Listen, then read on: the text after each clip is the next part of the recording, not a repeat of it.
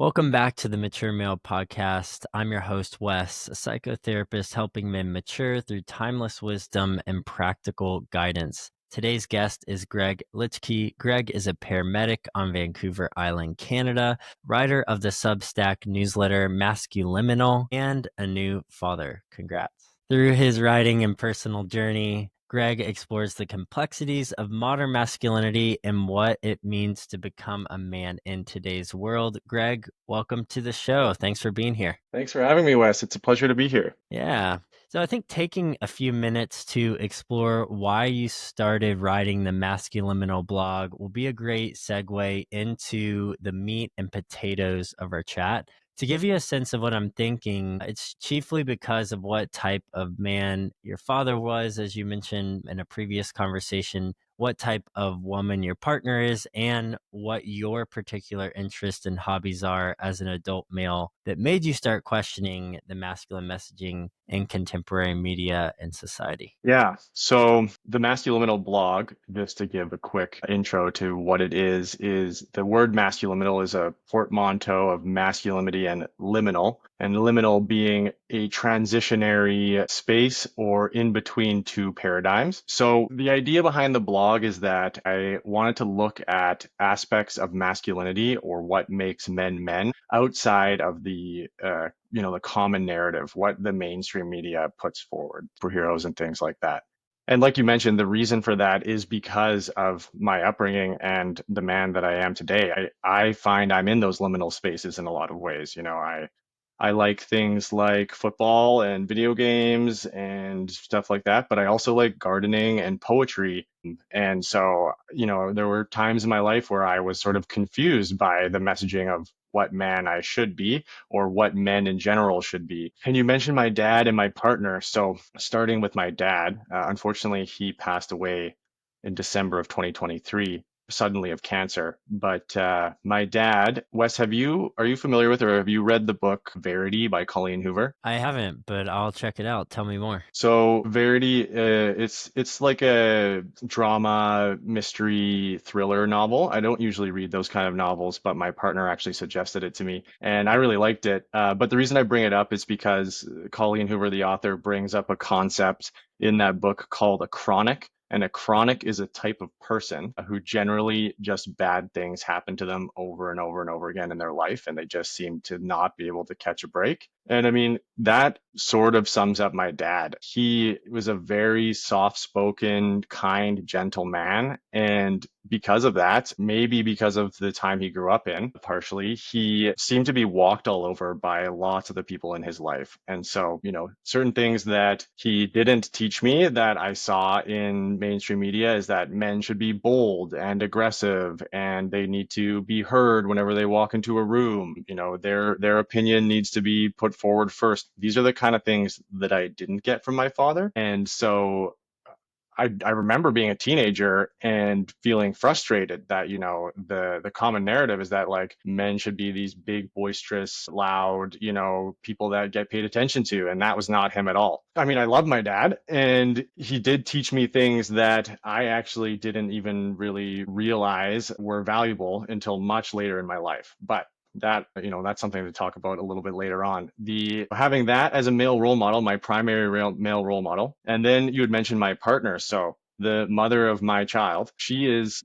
sort of what we would call a tomboy. She has a lot of particularly male interests. She likes backcountry camping, canoeing, mountain biking, things like that. And these are all activities that I had not really been into. I played sports, I played football growing up, things like that. But all of these particularly male activities are ones that she got me into. The point of contention or the point that made me want to start writing about this is because I had really no problem with this at all. Like I fell into our relation dynamic really naturally, and so did she. But a lot of, popular media tells us that she's doing boy things and I'm doing girl things, and that's never going to work out. I think it is getting better now, but this was kind of where I was like, so I like gardening and poetry. And when it's holiday season, I am the one that writes the Christmas cards and she starts the fire sort of thing, Does that make me less of a man? Does that make her less of a woman? Like, should I be upset about this? Because I'm not.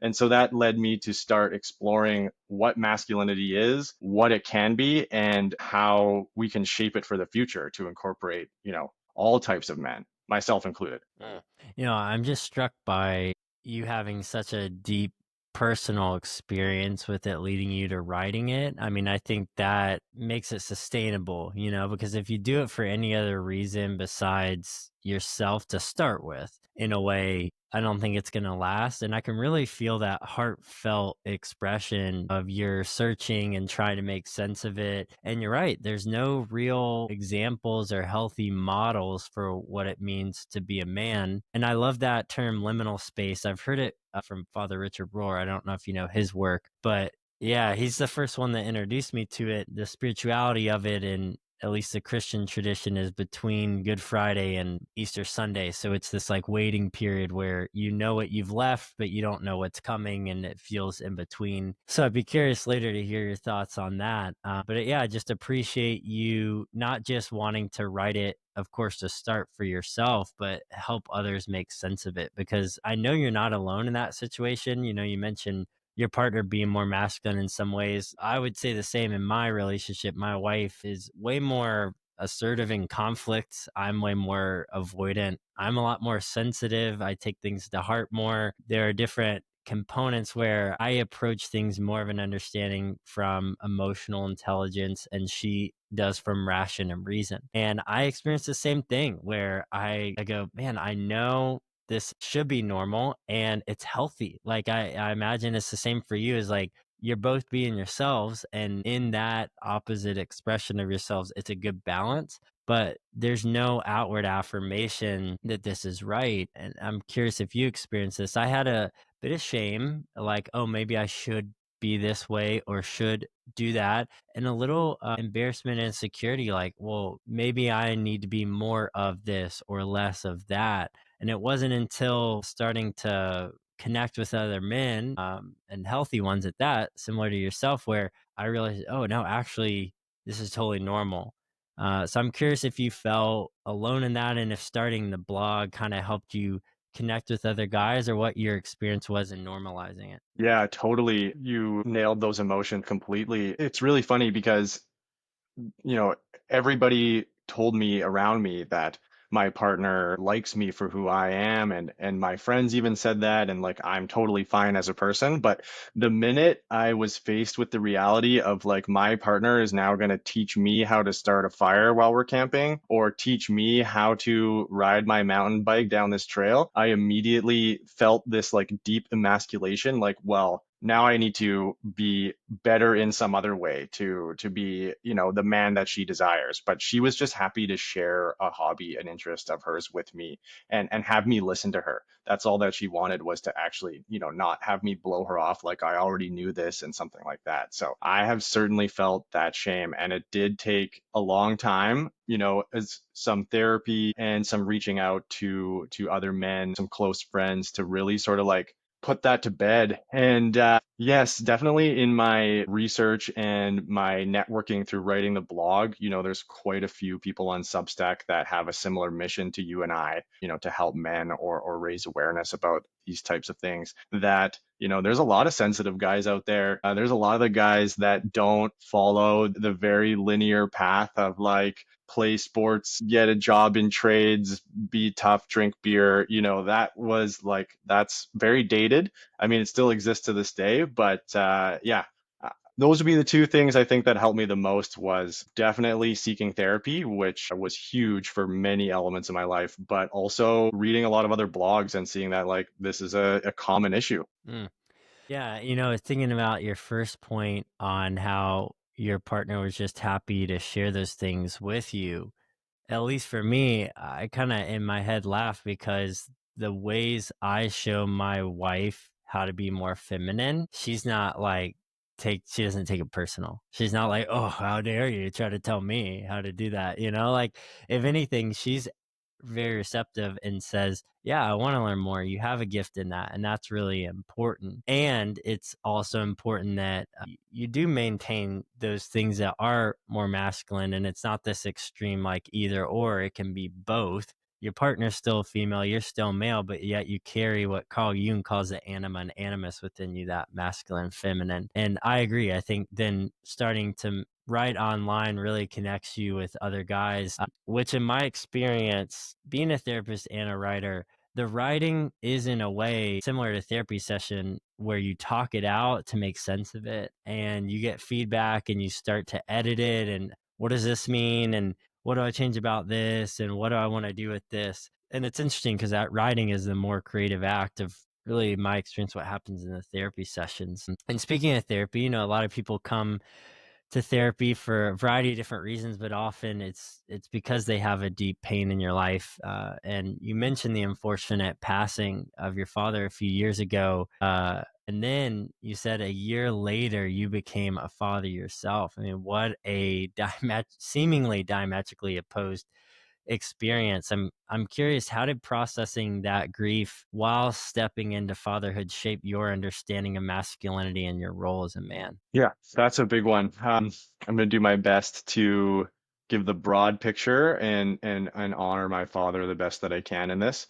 First, I'll say that not only did I become a father, I became the father to a young boy. So it was like a double whammy because now it's like my role model who, like I mentioned, he taught me a few things, very important things. I don't have him to lean on at all to shape and guide this new young man who's entered the world. So it hit me like a ton of bricks. And further to your point about how writing amplifies the sort of creative process or the ability, the things that are uncovered in therapy. Full disclosure, I wrote a post in preparation for this conversation to help organize my thoughts about this exact question. So thank you for asking it. So yeah, I talk about liminal spaces. As soon as my son was born, I was hit like a freight train. I basically had one man leave my life and then another one enter it in the span of a year. And, the myriad of emotions that I felt, it's so incredibly difficult to mourn the loss of someone that you love while simultaneously trying to create new happy memories. That sort of mental tension is I wouldn't wish that on my worst enemies. It's like every time some new exciting experience happens, there's like a little rain cloud in the back of your mind. Like, I wish that my dad was here to experience this, to meet his grandson, things like that. So, I mean, it's been incredibly difficult. I just sort of, thinking about everything that my father was, which I alluded to briefly in our introduction there, I don't know what it was, but something, maybe it's this journey through my writing and things like that. Something clicked that all of the things that I was frustrated about not having my father teach me, all of these traditional male things, none of that really mattered as soon as my son was born. And I can't put my finger on how that epiphany came to be, but essentially I just vowed to that the best way that I could honor my father was to actively work at distilling out all of the best things that he taught me and left an influence on me and pass that forward onto my son. So that because he couldn't be there to be a role model in person for myself and my son, I just wanted to really, really, really think down to what were the core parts of him that I admire most, that I want to embody myself and then be a role model for my son. Oh, yeah, that hit me, that last part. Like, what are the core components you appreciated about him that you want to pass on? Never really thought about it like that. I think we often see role models in an all or nothing mindset. Either they're the hero or the villain. But I think it's important to see people in their humanity, still learn from their shortcomings and character flaws. But really, what we're trying to model or mimic is the parts of them that we really appreciate. And I also agree, having had a son recently in the last year or so, that I can't really put my finger on it either as far as why those things go out the window. Part of it is I think every experience is so unique, and having a kid and every person and parent's experience in that is unique, and it's like fitting a square peg in a round hole in some ways. And I just also think it takes time just to simply experience your kid for who you are and who he is in its own right, without needing to initially inject it with some sort of meaning. I also lost my father, but many years ago, so a lot different experience. I mean, I was 11, so it was hard in a different way. But I remember looking so forward to having my son. And I see you have a mustache there, and that's not a random compliment, even though it looks amazing. It reminds me of my dad had a mustache, and one of the things that I wanted to do in preparing and being a father was to grow mine out, even though it looks like a second set of eyebrows on my upper lip. I still wanted to grow it out in memory of him, and I wanted to take a picture that was similar to one he took with me, of him holding me and me holding my son. And I remember, my wife gives birth and holds them and then hands them to me. And I did have this projected sense of like, yeah, I'm gonna like, it's gonna be immediate healing. I'm gonna have this immediate, like, full circle experience where I'm just gonna cry and my heart's gonna be whole and all will be right. And it wasn't like that for me. I mean, I appreciated the moment, but it wasn't overly emotional. I almost was still getting a sense of who he was and was like, Who's this guy?" And there was a small part of me, I think, if I'm honest, that was a little disappointed and a little let down for it not being that. But as, of course, we've continued to go on and reflect and being a father, that has warmed up or unfolded, whatever language you want to use, slowly in a way that now feels really beautiful and resonant. But I think just still doing the things you want to do as far as how you want to honor your parent is worth doing, even if that feeling doesn't come natural. I'd be curious your thought if you have similar experiences when your son was born, as far as the expectations versus the reality. Yeah, totally. I mean, there's the immediate shell shock where every person in the room, like childbirth is a very intense moment. So every person in the room is, like I said in my post, something like it's such an intense experience that you can't help but be present. Nothing else matters except what's this child being born. So I don't think I felt anything other than the adrenaline surge for the first few hours. And then once everybody, baby included, was able to get some rest, I definitely was searching for that transcendental moment where I instantly connected all of my past childhood experiences with my dad and like was able to channel them into being a new dad. But that's really not the reality of it. Yeah, I know we're just all humans and we fumble our way through. My partner and I actually talked about this because it probably took, a few days up to a week for us to like really feel those strong emotions of affection towards our new baby because it's just everything is so new.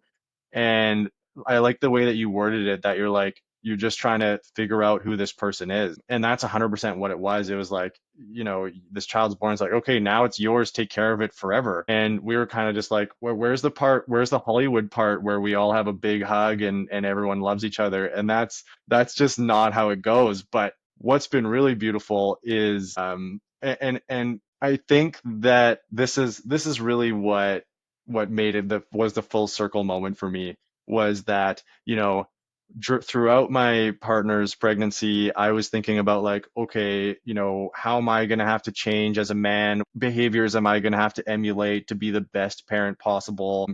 What are all these lessons that I'm going to have to teach my son? Not realizing that he's going to be a baby for, not understand these lessons for years, and B, that, he might not ever listen if I have something to tell him, so just to experience him how he is. But I think the full circle moment for me was that I was thinking about all these like masculine things and these things that I want to prepare him for. And then I realized like a couple weeks in, he doesn't care about any of that. All he cares about is being loved and having, parents that kiss him and hug him and love him and just show him affection. That's all babies care about. I mean, that and eating, I guess. So that's where I think I realized none of this stuff matters. None of this stuff of who we should be or ought to be or whatever, as long as we're present and loving, that's like 80% of the battle. That's such a good point. I actually just made a video on Maslow's hierarchy of needs and how we tend to inverse the triangle of self actualization being at the bottom, which really physiological should be at the bottom.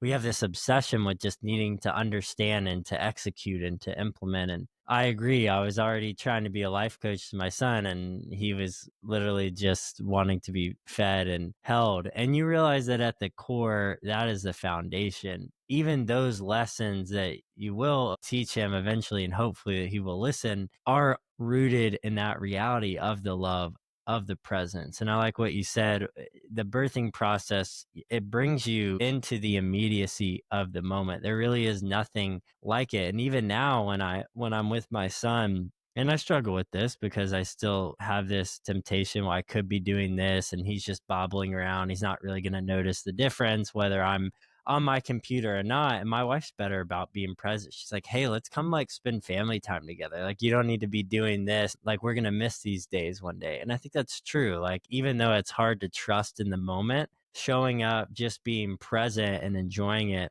is enough. And ironically, in my experience, having lost my dad, the thing I grieved the most, of course, he had a lot of beautiful things to offer. Interesting, similar to your dad, where he was a bit more quiet and passive. He was an engineer. And so he was just very right brained, but also just a very kind, warm soul. But also just, I never saw him and my mom fight. And that actually led to issues where I became conflicted. But outside of the particularities of who he was, for better or for worse, the thing I miss the most is just him and him being around, right? And interesting enough, the only thing my kid needs is for me to be around. And so the healing for me has happened with not trying to extract certain lessons or try to do this one for one. Well, because I missed this, this is what I need. But to actually say, I just need to settle into the foundation of the fact that I'm grieving the loss of a simple presence of one person that was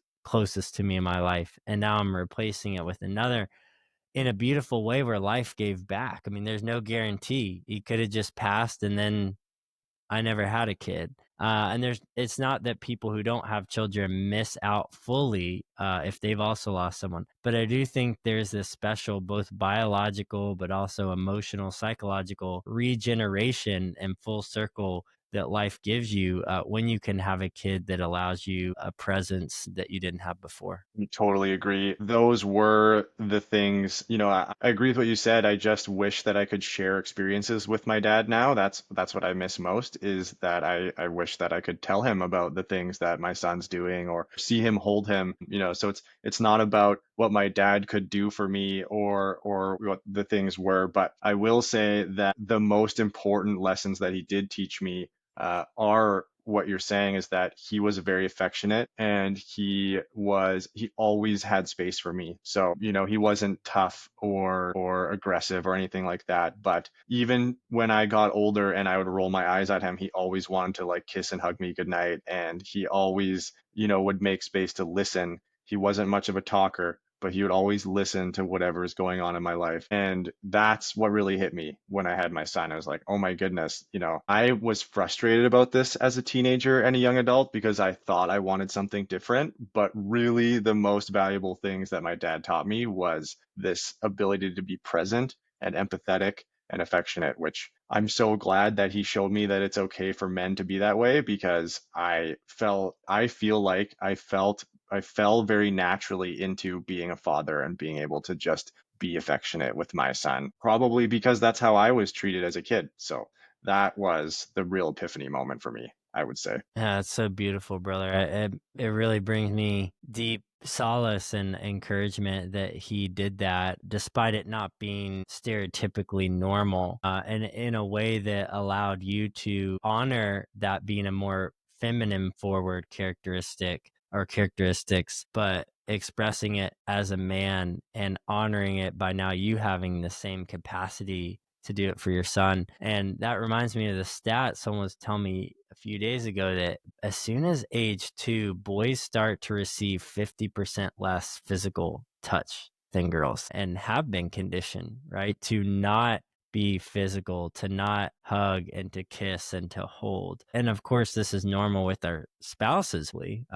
Though that's ironically probably a struggle for some guys too, right? They just want to jump right to the meat and potatoes. But just reinstilling this embodied physical connection that you have with your son, I find myself doing the same. I kiss him all over, and I just have this deep, genuine love. And I have moments still where I'm like, it's like weird, but just coming to terms with, no, this is normal. This is the way it's supposed to be. And it, it gets me in touch and present with him in a way I otherwise wouldn't. And reflecting back, not having that ability now with the physical presence of my dad, I think, yeah, some of those types of connections are the very things I wish I had back. Not that he said the right thing or this happened, just time with him and his presence and the way we, got to connect in the same physical space. 100%.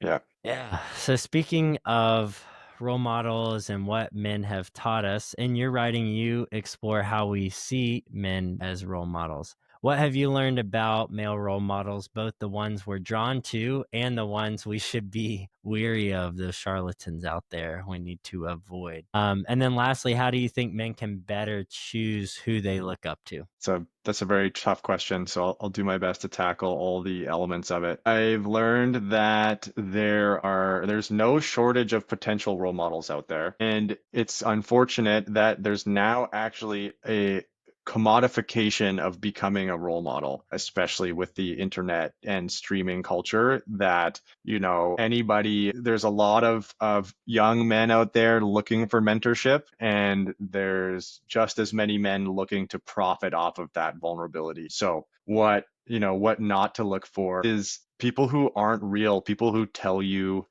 how you should live your life instead of, telling you or asking you who you are and who you want to be. I think that if someone is giving you an easy way out of this is what it means to be a man, that's something that you should avoid. You mentioned at the start of the conversation that we look at role models in kind of a binary way, an all or nothing way. And I think that is 100% true. I think by nature, we try to find simple answers to complex problems. And so if you find the most appealing role models, I think, are probably the ones that should be avoided because they distill life down to very oversimplified terms. Make money, forget your feelings. These are the kind of tropes that you see. If you're financially successful, then you'll be happy. These are the kind of things that I see on the internet, and there's so much more nuance. And I think that the healthy way to find a role model is to find someone who already sort of aligns with what your interests are in life or areas that you want to improve on, and just take that element of the person, because as we talked about with our fathers, everybody's human, nobody's perfect. So I don't think it's healthy to fully emulate one person, pick one person as your role model. Yeah, it's a really precarious landscape out there, and I think the best way to combat it is by having moments like this, like you and I, Wes, just having real conversations about what actually being a man is like, rather than being a crypto bro millionaire and your 8 steps to success through plyometric workouts every day.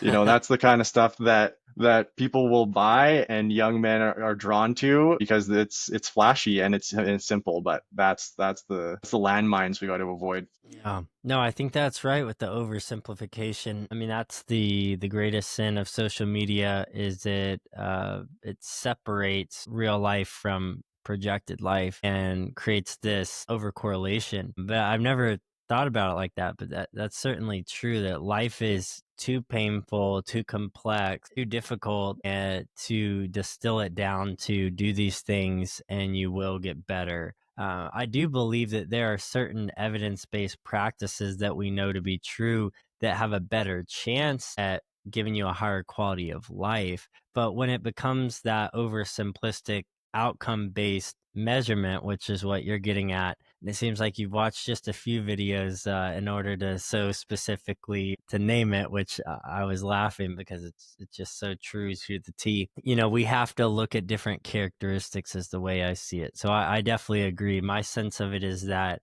look for different characteristics within a man that you want to emulate and let that be modeled within you, but have a wide variety of different male models in which you look to. So that way you're getting the different characteristics. So maybe one person's really good at active listening and reflecting back something that you've heard. Great. Maybe someone else is really brave and courageous and they know how to rise to the occasion. Great. Maybe someone else is radically honest. They're just so good at telling you how it is, but not in a disrespectful way.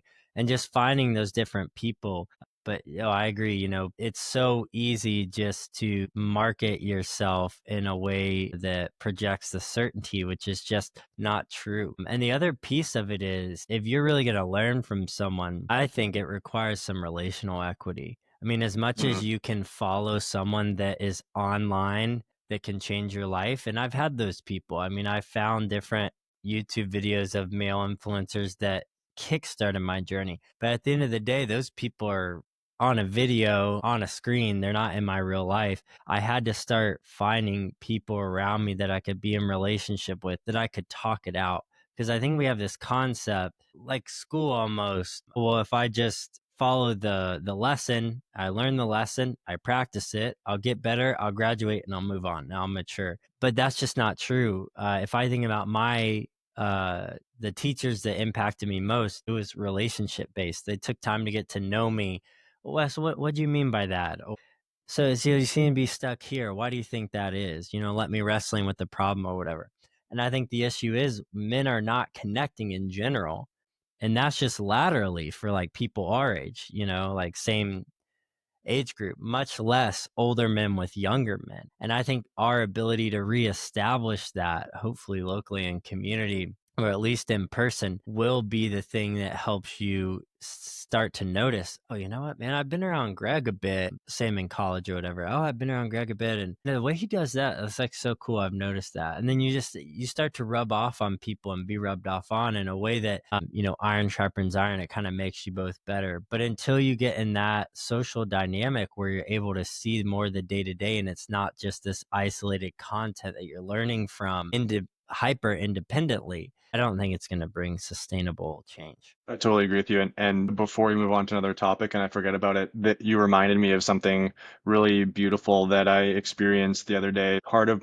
So my job, I'm a paramedic, as you mentioned, but I'm a community paramedic, which I won't get too lost in the weeds, but essentially I don't do the normal ambulance shit, go to people's homes for emergencies. I have a Nissan Rogue and I go and visit people's houses and I check up on them. I sort of like a home care nurse, but a bit of more of a holistic picture. I'm more of like a Lincoln referral kind of guy. That's half of my job. The other half of my job is the community in which I work. I am tasked with creating community initiatives to just improve overall health of the community. Anyways, so I recently came across this organization that's in Canada. I'm not sure if it's in the US, but it's in a lot of the Commonwealth countries. It's called Men's Shed Canada, and the local chapter Men's Shed BC. But basically, this is a nonprofit organization that it's supposed to emulate or simulate like a bunch of old dudes hanging out in someone's shop or shed, working on a project and just hanging out. So it's a way to get men, mostly retired men, together. So the three tiers of it are like combating isolation and loneliness. So it's a social support group primarily. And then the second tier is to learn new skills, because you're never too old to learn. And in my limited experience, every old guy has some hobby that he excels at that is different than the next guy. And then the third one is community involvement. So when this group gets fully established,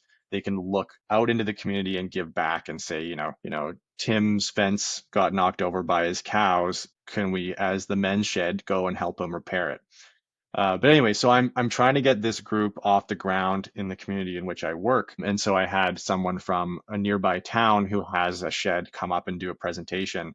So I found myself, I organized this whole meeting and advertised it. And I'm not super established in the community that I work in. I don't have a lot of deep roots, but anyways, I found myself in a room for this presentation with four strangers, and none of them knew each other except for the two guys giving the presentation, all in and around age 60, and it was typical men in an uncomfortable situation. Everyone was quiet at first and polite and just saying hello. And so the people led the info session. They started to talk about what Men's Shed was. And as soon as they started talking about like the purpose of it, how it's a social group and it's to combat isolation. I had these four men and myself open up and have genuine conversation with each other about like really deep things in their lives, like their relationship with their children, their divorce that they're going through. You know, these people were strangers, and within 15 minutes, we were having like open dialogue about our lives. So, yes, I think that mentorship is highly relational, but as men, we are taught to not seek help, whether that be for isolation or guidance. And so, there's a huge barrier that we put up for ourselves to avoid seeking that relational level of mentorship. Yeah, thanks for sharing that story. What a powerful testimony that combats the stereotype of not opening up and that men can't open up. It's just giving them the right space and the right context and environment to be able to do that. And the fact that that happened is so beautiful, man. It's something that I think needs to happen more. So speaking of, becoming and starting to open up and share more with each other, that process takes an unfolding and takes time, just like becoming a man does. And you have this concept of how manhood is always becoming. It's not this final state where you become a man. This connects to Nietzsche's concept of the Ubermensch. So I'm wondering if you could elaborate on this idea and what it means for men to approach in their own development. Yeah, so when we're talking about looking for role models, I kind of was, weary of like we talked about the internet role models, and for one reason or another, the common ones that the common figures in our society that men look to as role models just didn't really land with me for one reason. So I went a bit more obscure and classic, and I started to look into philosophy. And when I was in these transitory periods of my life, high anxiety because things are always changing, I found a lot of solace in the Stoics to begin with. So the ancient Greek philosophers, the Stoics like Marcus Aurelius, and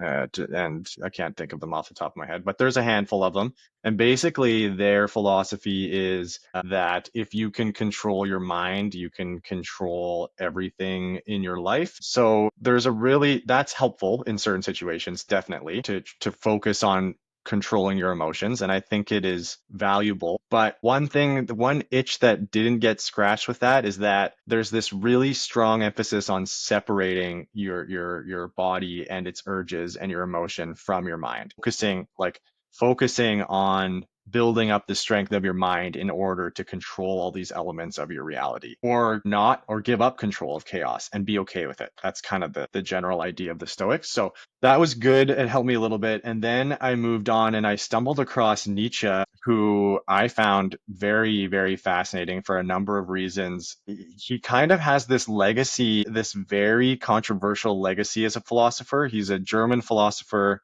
right around the Industrial Revolution. I think he lived for 40 years in the late 1800s, died in 1900. So he's considered a romantic, but he was also a hermit who lived in the mountains in Italy. He had this very debilitating disorder. Some people thought it was syphilis. Other theories are that he had a brain tumor. Anyways, whatever it was, he like often would be laid up in bed for weeks with like migraines and extreme nausea. Despite all this, and this condition is what made him die early at the age of 40. Despite all this, he wrote several books and like had this master project of, in his words, the reevaluation of all values. I'll try and keep it brief here, but anyways, so his like what's widely considered his magnum opus is this book, Thus Spoke the Zarathustra, which he deliberately wrote in aphorisms similar to the Bible to make it palatable and exciting, which I find really great because I've read a decent amount of philosophy text and it's so easy to just go cross-eyed reading the dry, complicated theories and concepts of philosophers, but he keeps it real brief and sexy. So anyways, his two major concepts are the Ubermensch and the eternal return or eternal recurrence. And what I find most interesting about Nietzsche is that a lot of people in the modern day, because they fixate on part of his philosophy was the death of God, which he speaks about in Thus Spoke Zarathustra, excuse me. And a lot of people immediately jump from his atheism to nihilism. They think that, okay, well, he thinks God is dead, so nothing's worth living at all anymore. And so everyone should just be nihilists. But if you read deeper into Nietzsche, he's actually extremely life affirming, which I find extremely inspirational because his life was riddled with solitude and pain, and he still found a way to like find value in his life and work towards something larger than himself. Anyways, the Ubermensch. So the Ubermensch is the concept that because we can no longer reasonably believe in God, as per Nietzsche, we need something else to drive us to be better, to make our life worth living. And so we need to be constantly focused on improving in some way, not to the point of being anxious about it, but to the point where there is some unattainable future like species of man that we should all collectively be working towards in whatever way. And I find that really inspiring because, in my opinion, we live in a society right now of extremely high decadence where if you exist basically anywhere above the poverty line, I would say, you could become an adult, you could coast through school or drop out, become an adult, get a job, and have all of your basic needs met. Okay, and additionally, any of the sort of addictions that you could pick up that are manufactured in society, you could have, you can get tobacco and alcohol extremely easily. You can watch porn. You can just watch TV your entire life. You can spend hours and hours and hours watching TV, and you can just never look to improve ever in your entire life. And that you'll be comfortable and you'll be able to do that. Nietzsche wanted more for all people, and he calls people that are satisfied with these basic needs being met the last or final man, because these people who buy into the decadence that we experience and enjoy right now are moving us towards the end of humankind, basically, in his mind. We need to rally and push towards being something better than we are, which as a whole, I don't see a lot of that in this world right now. Yeah, thanks for giving us the background. Very interesting to learn more about him, and you did it in such an articulate and concise way. So I appreciate you laying the foundation. So it sounds like he provides this archetype for the type of person that is more or less a hedonist or just does what's comfortable and in the moment. And that sense of staying where you're at and caving in on oneself to only live for oneself seems like that in his mind perpetuates in a temporary state something that's happening in a final state, which there's no progression, there's no potentiality, there's no rising to the occasion, there's no transcending. It's what you see, and it's only going to get worse if you stay there. I'm curious, what does he call the archetype for the opposite of someone that, or does he have one for someone that maybe rise to the occasion? Or is the Ubermensch more of that dynamic of, oscillating between the two? So I had one of his quotes pulled up, and he said that man is a rope, a tightrope over an abyss between beast and the Ubermensch. So he doesn't have a term because the Ubermensch was never meant to be attainable. The Ubermensch is supposed to be a concept, but I would say people that actively seek out this growth and this opportunity to try and achieve the Ubermensch, he called them free spirits or free thinkers because they are willing to break from what society tells them is okay and normal and go off the beaten path to achieve something more for themselves or society or what have you. Because this is all part of his project of the revaluation of all values. Essentially, he thought in his time that the society that was built purely off of the Christian values, which in my opinion, a lot of them are very good still, and they're good personal values to have, has led to this high decadence period, and that we need to shake things up and find something new to strive for. And you had mentioned hedonism, and one of the things that I really appreciate about Nietzsche is that he breaks from the Western philosophical tradition that, like I was mentioning with the Stoics, that our body has urges that are meant to be controlled by our mind. And he says, that's not the case at all. If you think that your mind is controlling your base desires, then you're fooling yourself. You're just ordering your desires with your mind, and your impulses are still leading you. So like at the very least, you need to be aware of that and learn to embrace the urges that your body have. Because if you completely try to deny them, you're not going to be able to become actualized as a man. Well, yeah, I appreciate you saying that. I'm glad you brought that up because there is this culture within masculinity, going back to earlier, the improper role models that we look at that oversimplify it, who just say, suck it up, pull yourself up by your bootstraps. If you just convince yourself you can do it, or this hyper productivity concepts of, it's all about the correct mindset and just make sure you're in that place. And what you're getting at is this sense of acceptance to integrate your humanity, but to facilitate it, not force it. That's a huge difference, to realize you're not a puppet on some strings that just needs to do this or tell your emotion to do that. And that's where a lot of men get caught up, because they try to problem solve, they try to process it linearly. Well, A plus B has to equal C. So there's a lot of internalized shame that comes with that, because life is complex, it's difficult, it doesn't work like that. And it seems like Nietzsche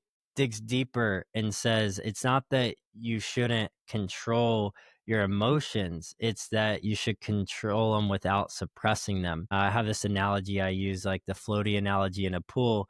If you try to push down a floaty really hard, it's going to sporadically pop back up, versus you try to push it down just enough to get on it. And to me, that's a good way of seeing emotion, and why many men improperly express emotion or express the hedonism in these extreme manners, because they're not actively working with the urge, working with the emotion. So I appreciate that breakdown. I'm going to make sure to put it in the show notes for people to check out more.